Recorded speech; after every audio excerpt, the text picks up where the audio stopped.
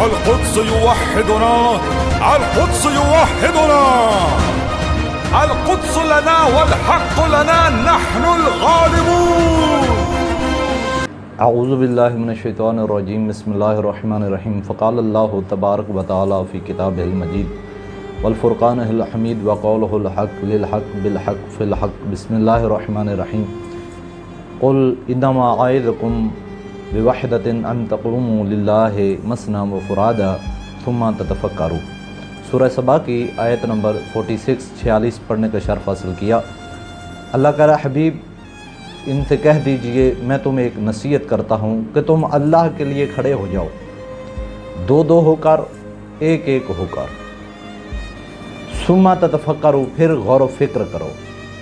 سامعین گرامی قدر، اس آیت کے اندر اللہ پیغام دے رہا ہے اکیلے بھی ہو تو مظلوم کا ساتھ دینا، ظالم کی حمایت نہ کرنا. یہ نہ سوچنا میں اکیلا ہوں تو اب مجھے ظالم کی طرف جانا پڑے گا. نہیں، رضائے خدا کی خاطر اکیلا ہو کے بھی مظلوم کی حمایت کر تو اللہ تجھے ظالم پہ فتح عطا کرے گا.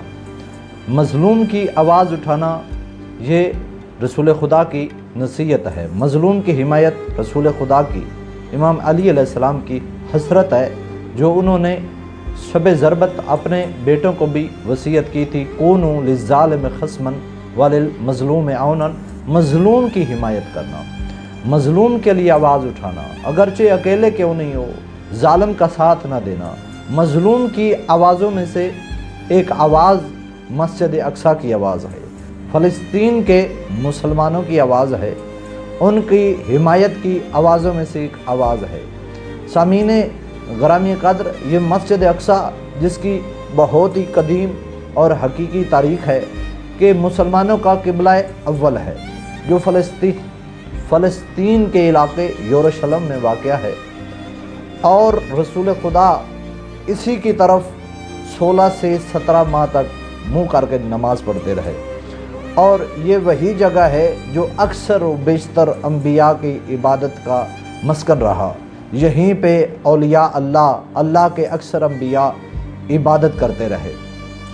اور یہ وہی جگہ ہے مسجد اقصیٰ شب معراج جاتے ہوئے جب رسول خدا نے تمام انبیاء کو نماز پڑھائی تھی، اور یہیں سے سوار ہو کے پھر معراج پہ گئے تھے.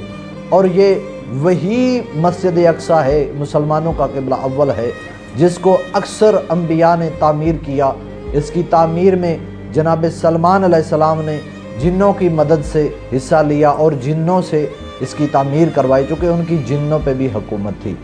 اور داؤد علیہ السلام صف اول میں جناب یعقوب علیہ السلام شامل ہیں، انہوں نے بھی اس کو تعمیر کرنے میں حصہ لیا. اکثر انبیاء نے اس کو تعمیر کرنے میں حصہ لیا. اتنی مقدس یہ مسجد ہے، یہ مقام ہے مسجد اقصیٰ جو یروشلم میں فلسطین کے علاقے میں واقع ہے، کہ خانہ کعبہ اور مسجد نبوی کے بعد تیسرا مقدس مقام ہے جس کا بہت زیادہ احترام بتایا گیا ہے. جس کا احترام اتنا ہے، لیکن افسوس کی بات ہے اس کو 40 مختلف قوموں نے مختلف ادوار میں ظلم کیے، اس کو شہید کیا، اس کو گرایا گیا. لیکن چونکہ یہ مسجد اقصیٰ اللہ کی نشانیوں میں سے ایک نشانی ہے، اتنی قوموں نے اس کو ختم کرنے کی، اس پہ ظلم ڈھائے، گرانے کی کوشش کی، لیکن اللہ کی نشانی آج بھی واقع ہے اور حقیقی طور پہ یہاں پہ موجود ہے. یہ مسجد اقصیٰ جو ہے، اس کی اتنی زیادہ عظمت، اتنے ظلم کیوں کہ دہائیوں، کئی دفعہ، دسیوں دفعہ اس پہ حملے ہوئے. سب سے زیادہ اور سخت حملہ بخت النصر نے کیا، اور فلسطین کی تاریخ کہتی ہے کوئی بھی ایسی عمارت نہیں تھی جس کی 2 اینٹیں اس نے اکٹھی چھوڑی ہوں.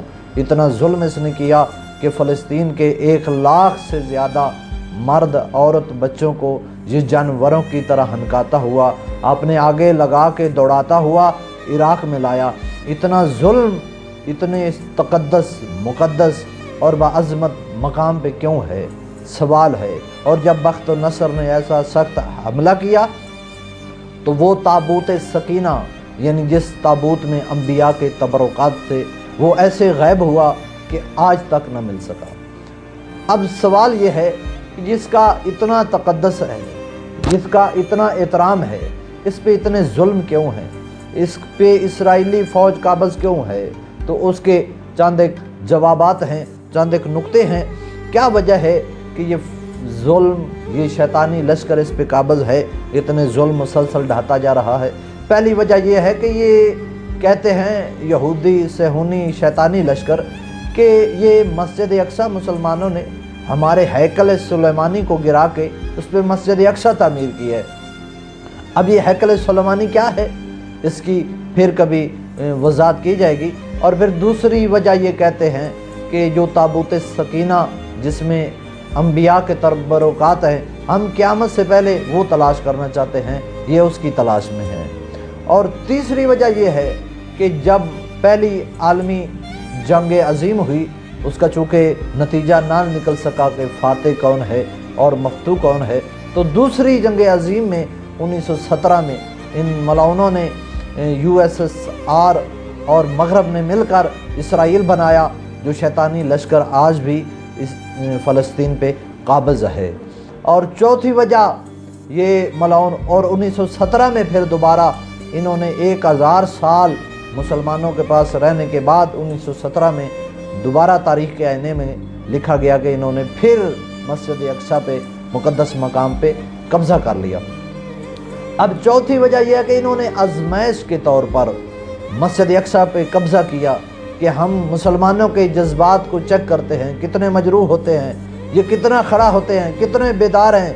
اور پھر بات یہاں تک نہیں رکتی، اور پھر بیان دیتے ہیں، اور پھر باقاعدہ اس بیان میں لاہور کا نام لیا جاتا ہے کہ ہم پھر داتا صاحب کا مقدس مقام کا کہتے ہیں، ہم شرک کے اڈوں کو گرائیں گے، اور پھر ایران میں مسجد مقدس کا نام بھی لیتے ہیں، اور پھر یوں تمہارے جذبات کو چیک کرتے ہیں۔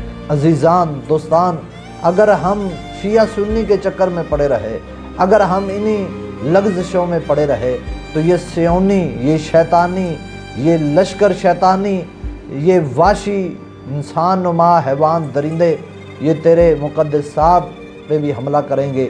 یہ وہی لشکر ہے جو اولیاء اللہ کے مزاروں کو گراتا ہے، صحابہ کے قبور کو گراتا ہے، یہ مسجدوں کو ویران کرتا ہے۔ عزیزان، اگر تو سویا رہا، تو بیدار نہ ہوا، تو مظلوم کے حق میں نہ اٹھا، تو یہ تیرے مقامات مقدسہ کو، یہ ولیوں کے مزاروں کو، یہ اللہ کے نبیوں کے قبروں کو گرا دیں گے، اور یہاں تک کہ فلسطین کی طرح تیرے گھر سے بھی گرا کے تجھ سے آرام و سکون چھین لیں گے، اور پھر تجھے فلسطین کے مسلمانوں کی طرح ان کے رحم و کرم پہ زندگی گزارنا پڑے گی۔ اے میرے عزیز من، اے میرے دوست، آج کے دور میں جب اتنا مشکل وقت آ گیا ہے، اب کھڑا ہونے کا وقت ہے فلسطین کے لیے، چونکہ فلسطین کے لیے آواز اٹھانا، اگر مقامات مقدسہ کو بچانا چاہتا ہے، اگر تو اولیاء اللہ کے مزاروں کو بچانا چاہتا ہے، اگر اپنی عزت کو بچانا چاہتا ہے، اس کا ایک ہی رستہ ہے، مظلوم کی حمایت میں کھڑا ہو جا، اللہ کے لیے کھڑا ہو جا۔ کیوں؟ یہ فلسطین کے لیے آواز اٹھانا صرف شیعہ کا مسئلہ نہیں ہے، یہ مسلمانوں کا مسئلہ ہے۔ کیوں؟ قبلہ اول مسلمانوں کا قبلہ ہے، صرف شیعوں کا قبلہ نہیں ہے۔ الحمدللہ آج ہم ایک ایسے دور میں رہ رہے ہیں جو بیداری کا دور ہے، جو مظلومیت کی حمایت کا دور ہے، جو ظلم کے خاتمے کا دور ہے، جو مظلوم کی بیداری کا دور ہے۔ الحمدللہ آج دنیا دیکھ رہی ہے، وہ امریکہ جو بیان دیتا تھا ہم پوری دنیا پہ حکومت کریں گے، اب وہ خود اپنی بقا کی جنگ لڑ رہا ہے، اب اس کی کشتی میں شراک ہو چکا ہے، اب وہ خود بخلاہٹ کا شکار ہو چکا ہے۔ وہ ایک وقت تھا کہ رضا شاہ ایران پہ قابض تھا، یہ صہیونی لشکر اسرائیل فلسطین پہ قابض تھا، اور آل سعود عرب پہ قابض تھا۔ انہوں نے عہدے سنبھال لیے تھے، وہ عہدے تقسیم کر چکے تھے، اب وہ سمجھتے تھے کہ حکومت ہمارے ہاتھوں میں ہے۔ لیکن رضائے خدا کی خاطر ایک مرد مجاہد اٹھا جس نے ان کے تمام منصوبوں کو خاک میں ملا دیا، اور پھر خمینی علیہ الرحمہ جب آئے ایک جملہ فرمایا یہ میری حکومت نہیں ہے، یہ ان کی حکومت ہے جن کے پاؤں میں جوتا بھی نہیں ہے، یہ مظلوموں کی حکومت ہے۔ اور عہدیداروں سے فرمایا खबरदार, अगर तुम मजलूम को उसका हक नहीं दिलवा सकते तो एक लम्हा भी तुम्हारा ओहदे पे रहने का फ़ायदा नहीं है, तुम ओहदा छोड़ दो। तो अजीज़ान मन, मजलूम की हिमायत का दौर है। अल्हम्दुलिल्लाह ये मजलूम की हिमायत, ये कुद्स का दिफा कोई सियासी मसला नहीं है, ये रूहानी मसला है, इसका अमल से ताल्लुक़ है, इसका अब इबादत से ताल्लुक़ है। अजीज़ान मन, आज तुझे उठना पड़ेगा। हम शिया, हमें गालियाँ दो, हमें काफिर कहो, हमें मुजरम कहो, हमें राफजी कहो, जो मर्जी कहो, जहाँ मर्जी कत्ल करो, हम फ़लस्तीन को नहीं छोड़ सकते। हम मकामात मुक़द्दसा का दिफा करना नहीं छोड़ सकते। फ़लस्तीन की हिफाजत, मज़लूम की हिफाजत, मकामात मुक़द्दसा का दिफा हमारे गोश्त और खून में शामिल है, जो हमें बाप और दादा से वरासत में मिला है, और हम अपनी नस्ल में इसको वरासत के तौर पे मुंतकिल करते हैं। क्यों? हमारे ही वो लीडर हैं जिस मर्द मुजाहिद ने सबसे पहले फ़लस्तीन के लिए आवाज़ उठाई, वो हमारे ही लीडर हैं। खुमैनी अलैहिर्रहमा ने सबसे पहले ना सिर्फ ये कि इसराइल की अम्बेसी को ख़त्म किया, बल्कि उसको जड़ से उखेड़ दिया। और फिर हमारे रहबर का ही आज ये जुमला टॉप ट्रेंड बना हुआ है, आज ये अल्फाज के तौर पे पूरी दुनिया में घूम रहा है। और क्या जुमला है? फरमाया कि इंशाअल्लाह हम जल्द ही बैतुल मुक़द्दस में नमाज अदा करेंगे। ये जुमला बड़ा खूबसूरत है, लेकिन मैं इस जुमले के साथ एक जुमले का इजाफ़ा करता हूँ, इंशाअल्लाह हम बहुत जल्द नमाज बैतुल मुक़द्दस में अदा करेंगे और अज़ादारी जन्नतुल बकी में बरपा करेंगे। अजीज़ान, फ़लस्तीन के साथ साथ जन्नतुल बकी भी मज़लूमियत की हालत में है, उसके लिए भी हमें आवाज़ उठाना पड़ेगी।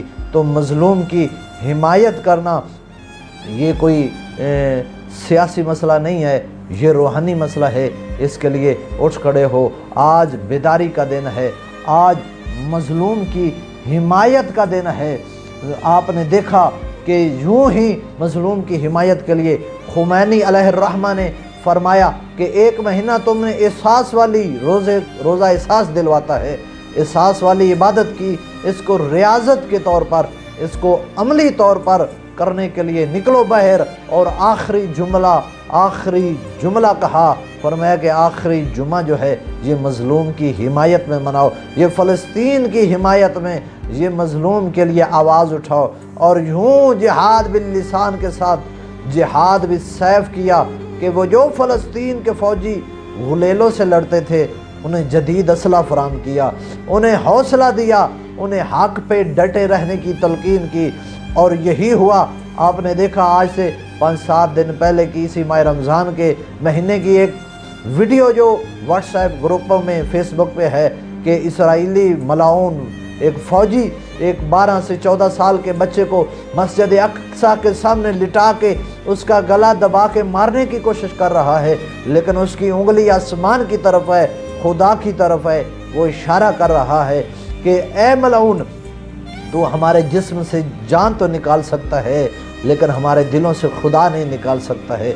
यूँ हौसला दिया कि खुमैनी अलैहिर्रहमा ने यमन के अंदर एक ग्रुप है जिसे हौसी, यानी उसका मतलब है गुस्से वाले, उनको अमेरिका पे गुस्सा है, वो अपने 5 नारे लगाते हैं, अल्लाहु अकबर, अल मौत ले अमेरिका, अल मौत ले इसराइल, अल्लानतो अलल यहूद व नस्र ले इस्लाम।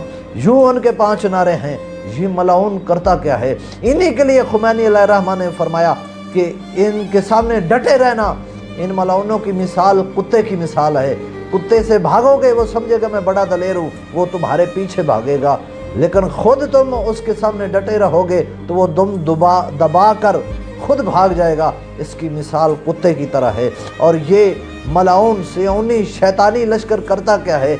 जब किसी मुल्क को ख़त्म करना चाहे, जड़ से उखेड़ना चाहे, तो वहाँ पे बहरान लाता है, चाहे वो सियासी बहरान हो, चाहे वो माली बहरान हो। बहरान ला के फिर जब बहरान आ जाए, होता क्या है?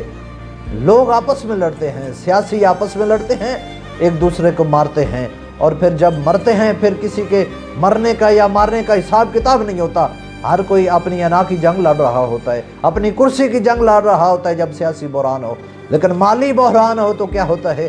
ہر کوئی ایک دوسرے کو لوٹنے کے چکر میں ہوتا ہے، کوئی کسی کا حساب کتاب نہیں کرتا، ہر کسی کو اپنے پیٹ کی پڑی ہوتی ہے، چونکہ مالی بحران ہے۔